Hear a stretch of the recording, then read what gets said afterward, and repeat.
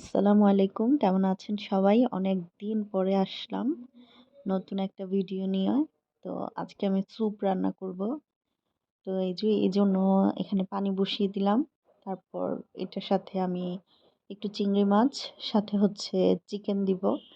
চিকেনটা একটু সিদ্ধ করে নিয়েছিলাম আগেই। তারপর এখানে একটু আদা, একটু রসুন নিয়েছি। ধনেপাতা আর কাঁচামরিচ কুচিও নিয়ে নিলাম। তারপর সবকিছু একসাথে আমি এখানে ভালো করে ফুটে উঠলে তারপর হচ্ছে এখানে আমি প্যাকেটের স্যুপটা ইউজ করেছি আজকে। আর হ্যাঁ, এখানে অবশ্যই খেজুর খেয়ে নেবেন, না হলে কিন্তু টেস্টটা ভালো আসবে না। তারপরে এই তো আমি প্যাকেটের স্যুপ নিয়েছিলাম, সাথে এখানে আমি একটু কর্নফ্লাওয়ারও দিয়েছি।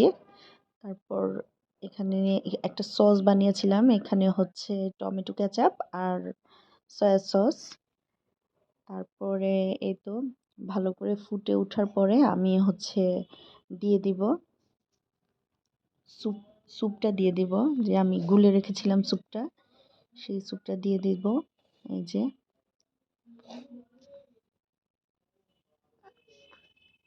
তারপর দেখবেন একটু ঘন হয়ে আসবে। ঘন হয়ে আসলে আমি এখানে ডিম ইউজ করব।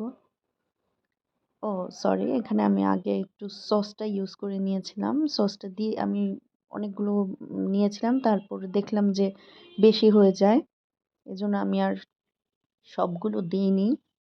তারপর হচ্ছে তো স্যুপটা আমার রেডি। এখন ডিমটা দিব। ডিমটা দিয়ে তারপর ভালো করে মানে ডিমটা দিতে হবে, এক হাতে দিতে হবে আর আরেক হাতে নাড়তে হবে, তাহলে হচ্ছে এরকম হবে। তারপরে তো আমার স্যুপ রেডি।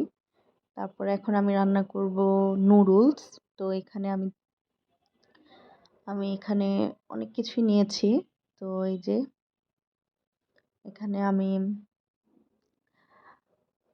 মাছ নিয়েছিলাম, চিংড়ি মাছ, ডিম, তারপর হচ্ছে চিকেন, তারপরে কাঁচামরিচ, পেঁয়াজ, টমেটো এগুলোই নিয়েছিলাম। আবার ওই সসটাও নিয়েছিলাম এখানে। তারপরে এই তো একটু তেল দিলাম, তেলের মধ্যে দিয়ে দিলাম কাঁচামরিচটাও আমি পেঁয়াজের সাথেই দিয়ে দিই, তাহলে ভালো লাগে খেতে। একটু ভালো মতো ভাজা ভাজা হলে মরিচটা ভালো লাগে খেতে।